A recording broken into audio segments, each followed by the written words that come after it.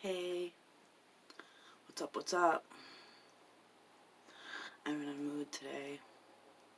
It's a fucked up mood. Not quite sure if it's gonna go good or bad or just stay like a nice in between. But, so today is the 9th of February, and this would have been me and Dave's 4-year anniversary. So, I'm in a mood. And I'm pissed, and I've tried to call, and I've texted, and, the norm, nothing. Not even a text response back. I've sent him middle finger emojis, and he's not even sending those back. So he's gonna try to stay the cold, miserable, fucking, emotionless, like an evil monster that he tries to portray himself to be on a daily basis. For the rest of the day, I'm sure. But, I'm gonna go to his house. I'm gonna knock on the fucking door this time and see what he has to say. I'll leave right afterwards. I might have to talk to that neighbor that keeps calling the cops on me, too. I thought about it. Maybe I'll show her my driver's license. Look, here, this is who I am. I'm not being malicious. I'm just brokenhearted and trying to talk to an emotionally unavailable man that I've spent, like, pretty much 4 years with. So, some days he lets me in, some days he doesn't, some days he lets me spend the night, some days he doesn't, which has been less and less and less, and it's been a while, actually, this time, so, yeah, this is the end of the road, but, for whatever reasons, I feel like I must present myself and be present, face to face, because why not? He's obviously got some massive emotional, mental issues, psychological issues, a lot of hang-ups, a lot of trauma, I'm sure, as I'm realizing, and I watch more of these videos on narcissists and borderline personality disorder, and I realize that, of course, he was affected by that, he chose to shove it all down and ignore it, though, where with my mother and what happened with my, childhood, but face first, I stood there, I was present, much like how I am with him now. Like, he wants to say I'm stalking, whatever, harassing. Well, you know what? Okay, maybe it falls under harassment, but he's stalked me in the last 2 years. I've caught him, I've seen him. Like, when I would say, he'd be like, where are you working today? And I'm like, oh, down towards the end of Salve. Oh, okay, yeah. And then I'd come out to Milton, out of the side streets, and I'd look down and I could see him. His truck, he's going up and down. And I'd stay there for a little while, and he'd come down, and he'd go back up a couple streets, and then he'd come back down, and I'm like, what the fuck? Where me, instead of stalking and following him, I don't follow him, I don't go to the bars, I don't fucking look for him like that, I go straight to his house, and I'm present. Oh my God, he just messaged me. He said, at least it's over and done. I don't know what else he said. Oh, yeah. Okay, Dave. Are you crying in your panties today? Jerking off in your sock? Fuck you. I stand in front of you, and I expect something. You hide in a house where you make dark at fucking 6 o'clock at night. As soon as it's dark outside, your house is dark like you're not there. You're hiding. You're hiding from yourself, not just me. You're hiding from your own feelings and emotions. You're a coward. Yeah, I did some running from you because I didn't know how to fucking handle it, and I loved you, and you know what? You made me feel like the most fucking unwanted, worthless piece of fucking garbage in the fucking world. Stay out. Don't come back. Blah, blah, blah. You know what? Fuck you. Fuck you. What would you expect from your treatment? I probably should have just sat there and... No, actually, I shouldn't have. No, I shouldn't have. I shouldn't have just sat there and been complacent and fucking obeyed your orders and your unspoken rules. You took off all the fucking time. So I took off. And then you'd come back at 9, you know, because you have that regimented, you know, fucking life, and you'd be like, fucking don't come back, man, lock the doors, change the locks, put the fucking metal piece in front of it. The first year and a half that we were together, I could barely get a response out of him. I was scared to even say anything. I walked on eggshells all the time. If he wants me there tonight, yay. If he doesn't, I'll just, like, go home and cry and feel like a fucking piece of shit. You know, like, I never once showed up at his house unannounced. Ever. In a year and a half. Ever. I didn't want to impose myself. If he wanted me, he would call for me. Well, then at some point after we got back together, after like 5-6 months of being apart, and him pretty much non-verbally expecting me to be at his house from the first day that we got back together, running away from Todd, to never leave again, but never talk about it. And then insinuate that I don't help you with your house and your finances, but you make a shitload of fucking money, and I have my own house that you won't even allow me to be at, that I have to pay for. And then you're making it so I can't really even work or do anything. I'm not allowed out past dark. So less money for my house even. Like, this whole thing put me in such a hole that I'm still trying to dig my way out. I don't even know what to do. I don't even want to do anything sometimes because I don't give a fuck. You've made it so I don't give a fuck about anything.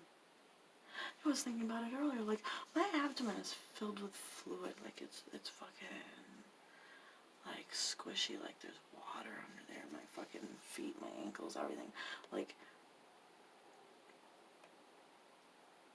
I really don't want to live, but don't worry, I'm not going to kill myself. But I thought to myself, if I have some sort of a fucking ailment that's, like, going to kill me, I don't want to do anything about it. I just want to kind of go.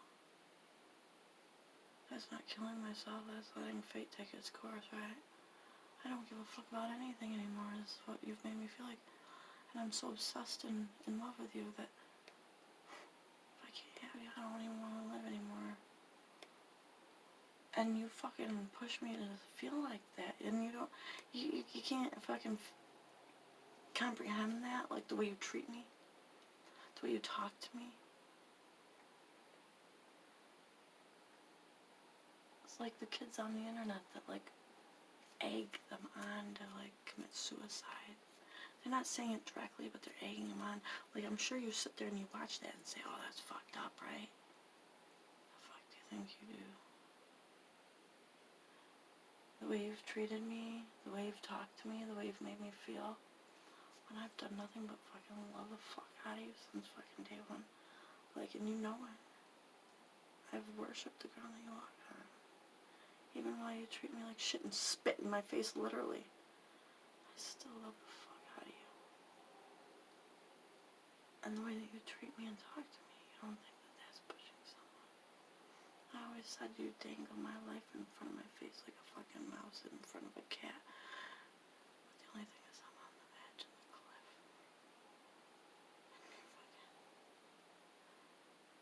And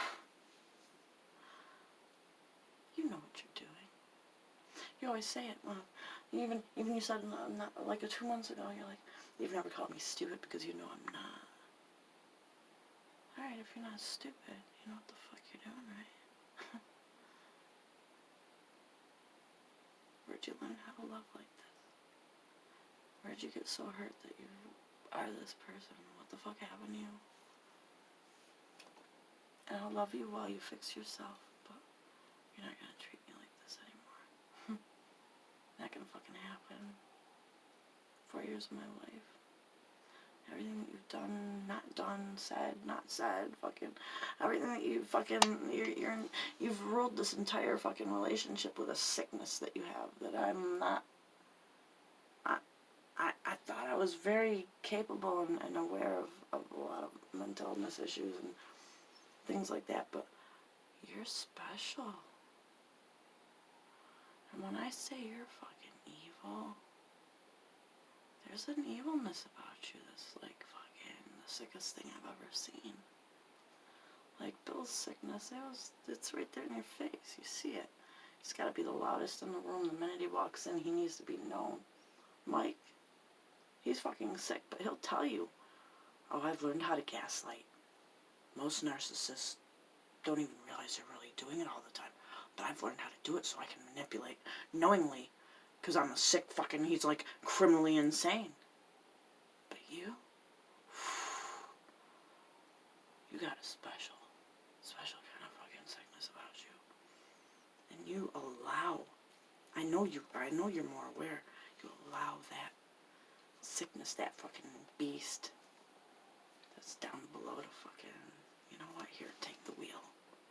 Because I don't want to deal with it. I'm not taking the responsibility. You're going to do it. And then I won't have to feel so bad. That's what you do. You're sick. You're knowingly sick. And you let it get sicker. Because you give it power every time you let it take over.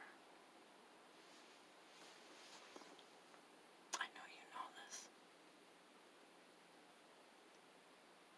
The love and awareness that I have of you, you've even acknowledged that I know it. I'm knowledgeable about it. I see it for what it is. And I do. Because I fucking love you. And I'm aware of, I know a lot about this kind of stuff. No one really understands. If you had ever met and known my mother, if I had video of, you'd be pretty impressed with me. You would give me kudos. This is not like your mom. Your mom, borderline, is a normal person with a sickness. You have no idea. Huh. And, I know a lot more than you think. And I'll still stand by you. But not while you're doing this to me. Because you're allowing the monster, the beast, to fucking take over and try to push me over that edge. I'm not going over that edge for you. No, I'm not gonna. It'll be on my terms. And you've made me have a disdain for life and for you. But your contemptuous hatred, fucking, oh my God, I've never seen anything quite like it for no reason. There's no justifiable reason. Even if you pulled everything together that I've done, smoking and fucking, you know, not coming back when you wanted me to, but I was at my fucking house, even though you make it seem like I was doing something fucking terrible, but I was at my own fucking home. Huh, you psycho. Yeah, even if you pulled all that together, I still don't deserve the treatment that you've, spewed onto me. That you want me to fucking suffer. Why? Because I'm the only thing that could actually make you happy, because I'm the only one that sees this and accepts it, and you know nobody else would, but you're still afraid to the deepest depths of fucking hell that you would ever get fucking hurt that bad because of how you feel about me. I know you feel strongly about me. I know you do. But, when you let that take over and treat me the way you have, you deserve the treatment that you're giving me. I don't deserve it. Sick. Take responsibility for yourself, Dave. Just because you get up and go to work every day and you pay your bills, not when you're supposed to, but you pay them. You make enough money to pay them on time, but you don't. But yeah, no, I mean, you deserve that. And in a way, I think you're also punishing yourself because you do feel bad about treating me that way. But no, you deserve all of it. At once. Laid in your lap, over your head, like a bucket of fucking scalding hot water. You deserve it. Not me. I've been a good person. I fucked up. I did some stupid shit. But nothing compared to what you've done to me. You sick fuck. You're fucking kooky. You're whacked. That song, Baby, from Bishop Grimes, or whatever his name is. Or, yeah, Bishop. Yeah, something like that. I don't remember. Baby. You know, it's fucking... That's definitely for you. I mean, I love you, and that's how I love you, but holy fuck. You need some help. God's watching you, Dave. So is your grandma. I mean, she seems to be the only one you respected and loved like that. I think about my grandmother and Kiki and my mom watching me all the time. It makes me feel bad. The things that I've done, like, you know, did some fucking drugs or whatever. Like, I didn't do anything to you. I didn't do anything to anyone else. I did some drugs. I've always been able to do something and walk away from it. Maybe you were the one with the fucking problem. Maybe it was that hard for you. Maybe you were doing the stuff I had. I don't know. You were, weren't you? Whatever. You know what? I think you fucking could use some drugs. Loosen up, dude. You need some enlightenment of some sort. You need to fucking let go. Be real. I'm not gonna hate you for you being real. I'm gonna love you even more. Because I see it, even though you don't show it or tell it or what. You can't even admit it to yourself. But I know it. I wouldn't leave you for anything other than maybe fucking somebody else. If you fucking cheated on me, yeah, okay, that's one thing. I didn't cheat on you. I did some fucking drugs. I fucked up. That's in me. It's just an internal thing to me. I couldn't deal with the broken heart. I couldn't deal with the fucking pain. So some stupid fucking piece of shit, my uncle puts it in front of me and says, yeah. It's like, oh, okay, yeah, that kind of takes away the pain. That is what drugs are about, right? The escape. Tormented youth. Using drugs, blah, blah, blah. The way you fucking freaked out when you lost your weed. That tells me that that's your big drug, huh? You're still doing it. And drinking. And drinking and driving. Fuck, you're such a hypocrite. I wish you would stop this shit. We could be a great team. Fuck out. I'll love every fucking fuck up that you do. Because it's you till the day that I die. I could be your best teammate and you won't let me be. And then you held that against me, saying that we were supposed to be a team and I worked against you. You worked against me. And you know that. You need to get honest with yourself. You gotta confront your own demons face first. And anything's possible with us. I won't cater to your demons, but I will cater to you. I love you, and I miss you. But you're a fucking asshole right now.